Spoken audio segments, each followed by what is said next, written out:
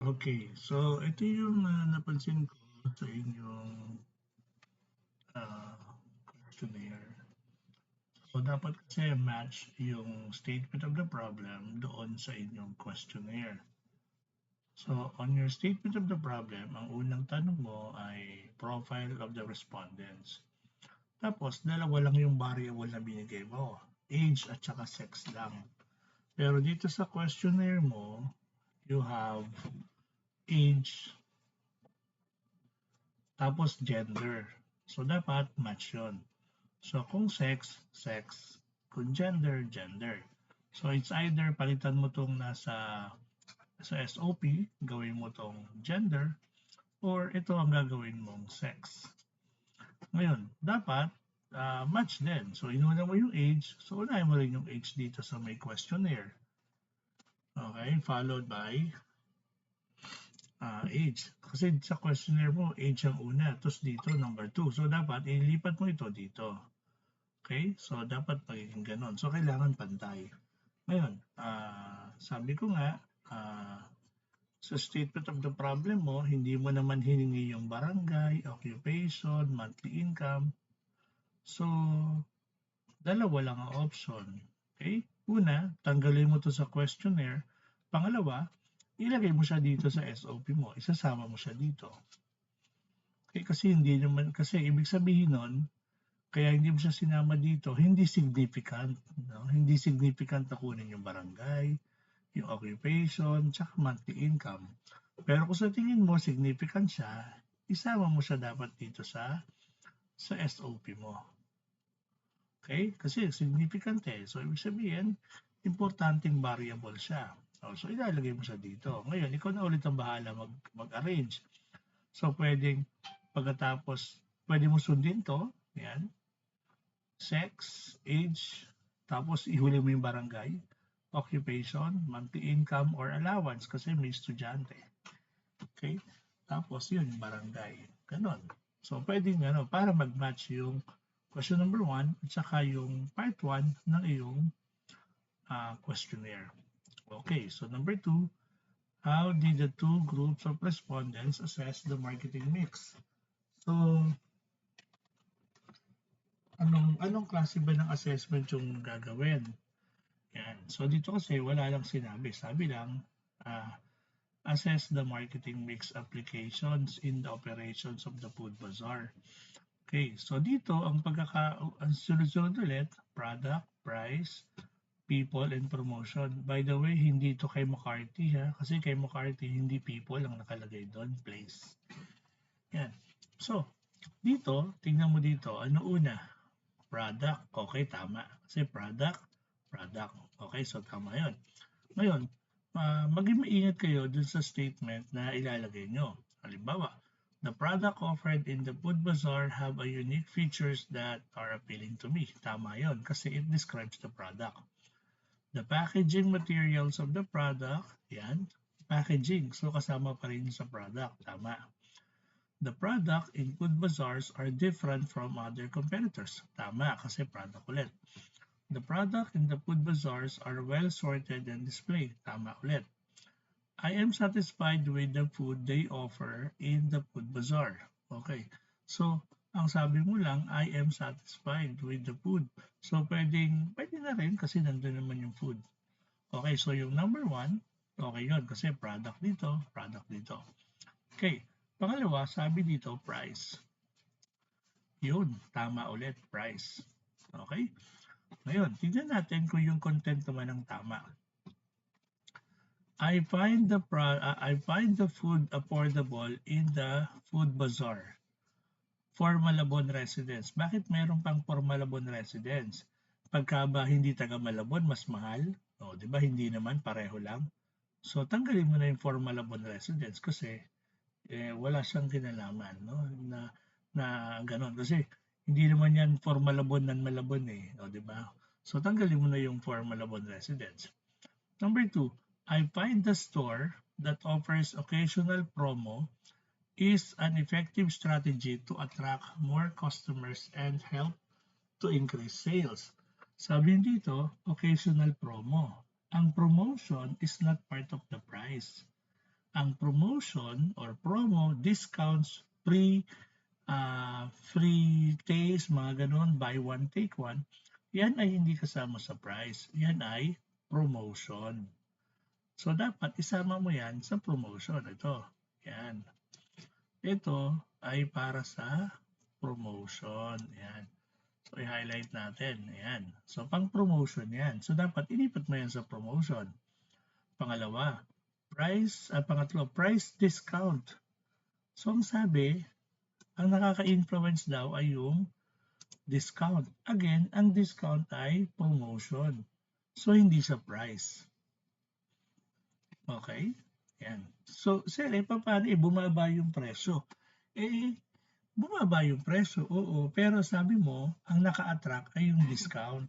So, ang discount, ibig sabihin, ang lumalabas na effective, yung discount. Hindi yung pagbaba ng presyo. So, pwede mo siyang i-rephrase kung gusto mo. Kung ayaw mo siyang ilipat sa promotion, i-rephrase mo na lang.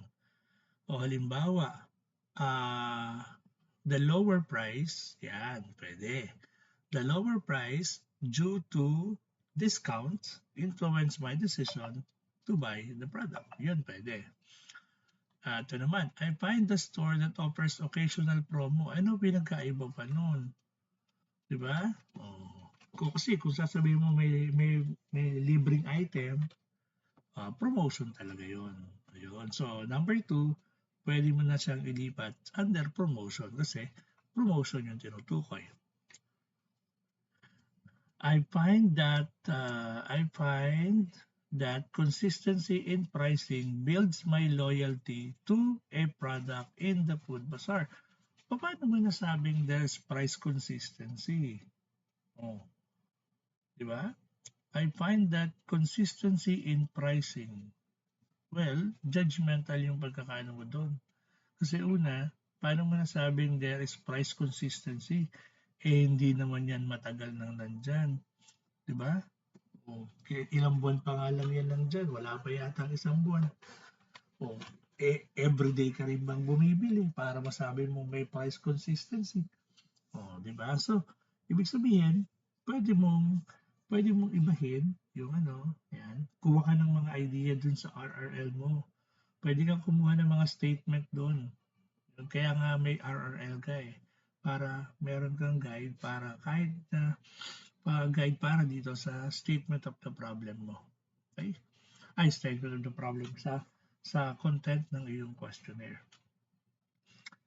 I buy high price with high quality product in the food bazaar.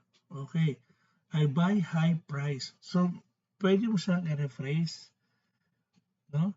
Kasi, I buy high prices with high quality product. Pwede kasing sabihin natin na the high price of the product, yan, influenced me to buy because it signifies high quality.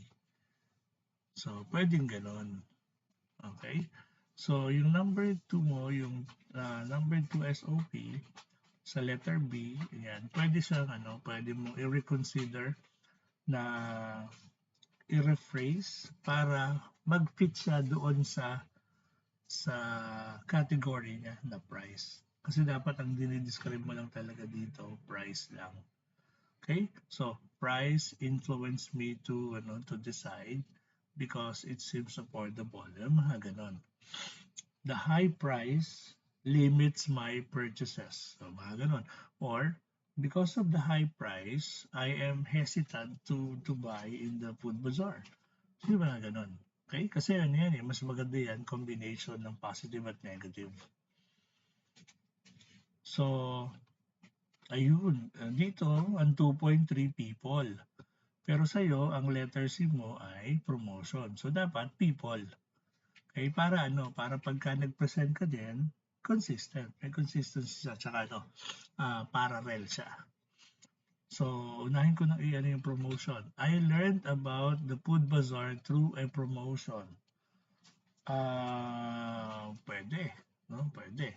Kasi ang promotion naman, 5 klase naman yan Kasi sa marketing, pag sinabing promotion, it's a form of communication. So number 2, the Food Bazaar advertises product through social media. Okay, pwede rin.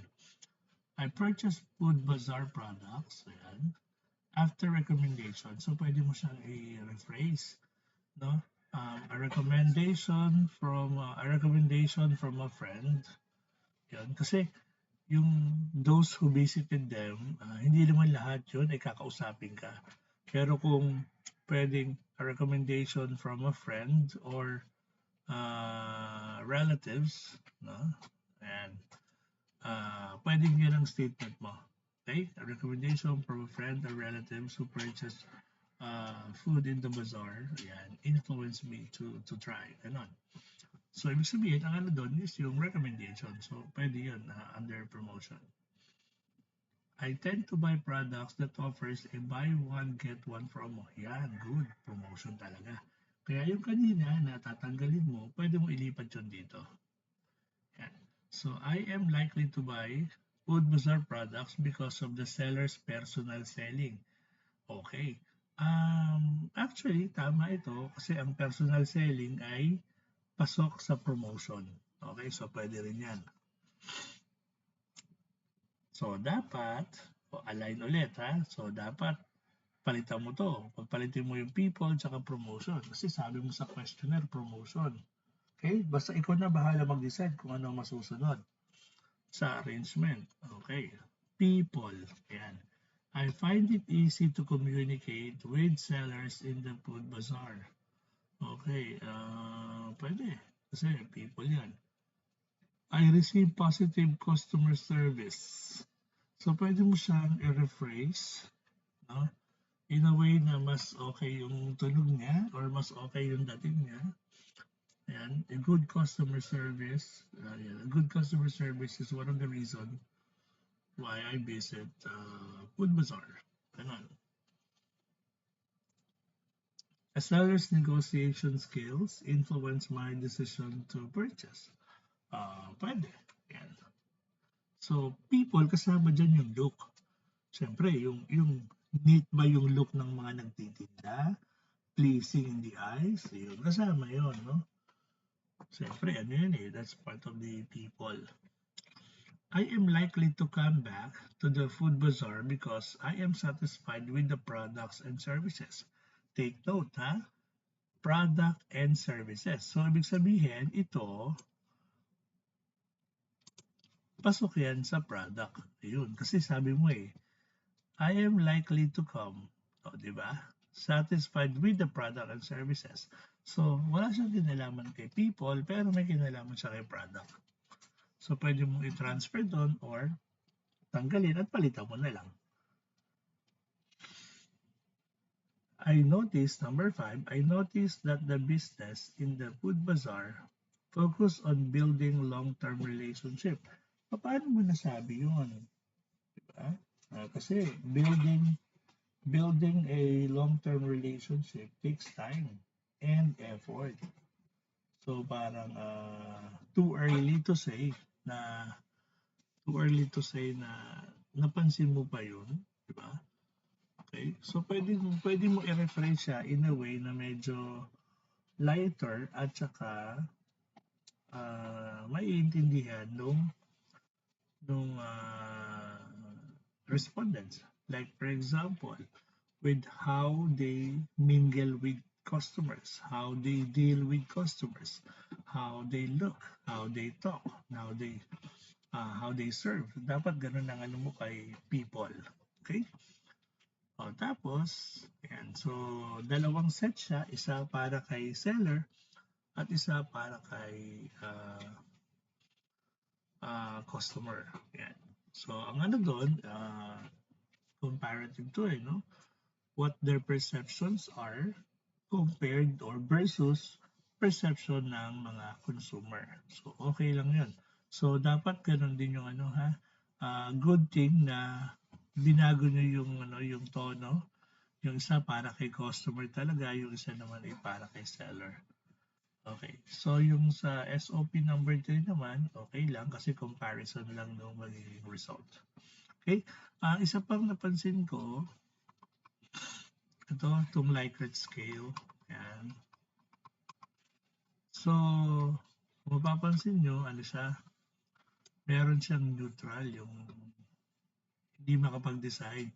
So, since we are measuring yung kanilang level, so pwedeng alisin na natin yung isa. Pwedeng maging 1 to 4 na lang. 4-point Likert scale na lang. Tatanggalin natin yung neutral. Ayan, pwede mong tanggalin yan. So, lalabas, 1, strongly disagree, 2, disagree, 3, agree, 4, strongly agree. Yan. So, nawala lang yung neutral. Pero yung